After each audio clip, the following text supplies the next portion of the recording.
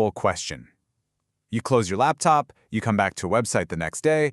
How does it remember you're logged in? Or what was in your shopping cart? Or even just that you prefer dark mode? Well, the answer to all of that is something called client-side storage. And that idea brings us right into our first section, the web's memory problem.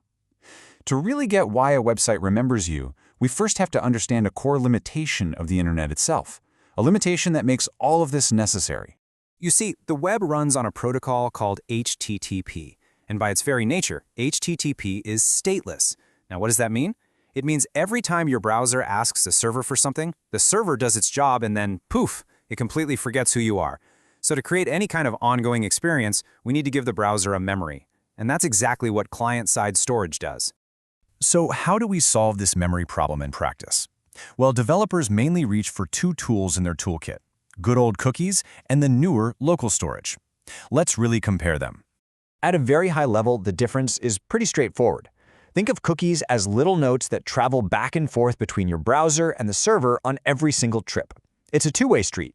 LocalStorage, on the other hand, is more like a private diary. It's a much larger space that lives only in the browser and never gets sent to the server automatically.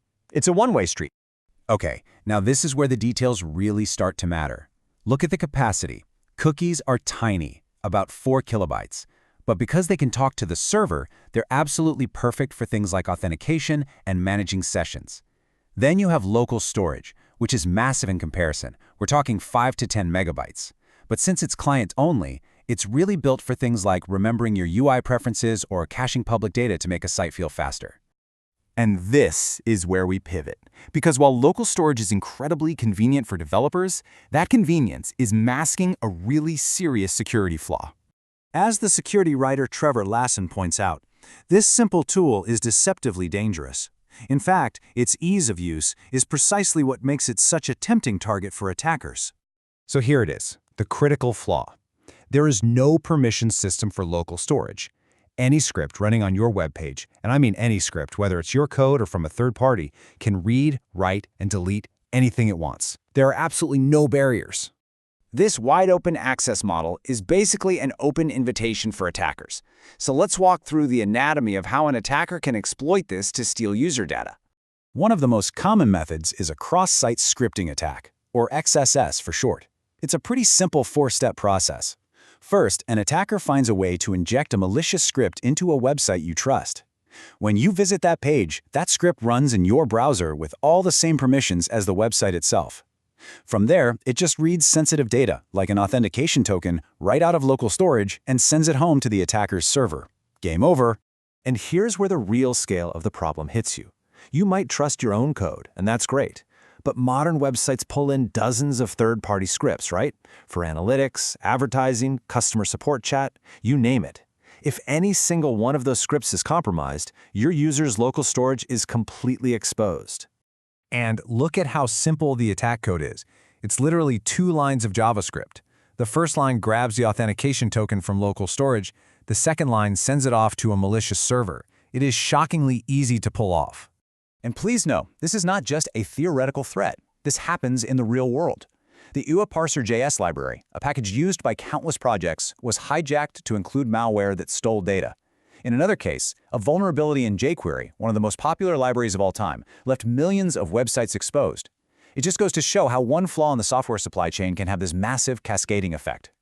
Okay, so given these risks, what do we do? What are the secure alternatives? The goal isn't to just throw out client-side storage altogether, but to be much smarter about choosing the right tool for the right kind of data.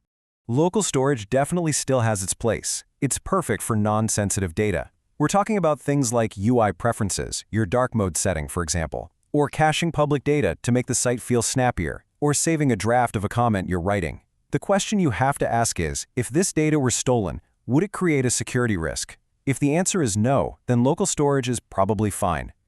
Now, for sensitive data like session tokens, the industry best practice is to use HTTP-only cookies. That HTTP-only flag is a special instruction you give the browser, and it tells it, do not let any JavaScript touch this cookie. This one simple attribute effectively shuts down XSS-based token theft. The malicious script might still run, but it's blind. It can't see the cookie. Another really useful tool is sessionStorage. It works just like LocalStorage, same API and everything, but with one critical difference: all the data gets automatically wiped clean the moment the user closes the browser tab.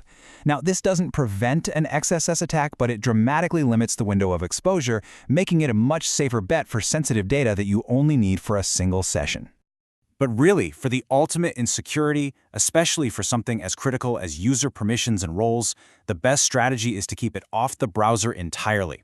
By managing all your authorization logic on the server, you create a central source of truth that's completely out of reach of any client-side attack. In the end, it all comes down to weighing the convenience of local storage against its inherent security risks. Storing a theme preference is harmless, but storing an authentication token is a vulnerability just waiting to be exploited. Understanding this distinction is absolutely key to building secure web applications. So the real question is, not just for developers, but for all of us, do you know what's being stored in your browser right now?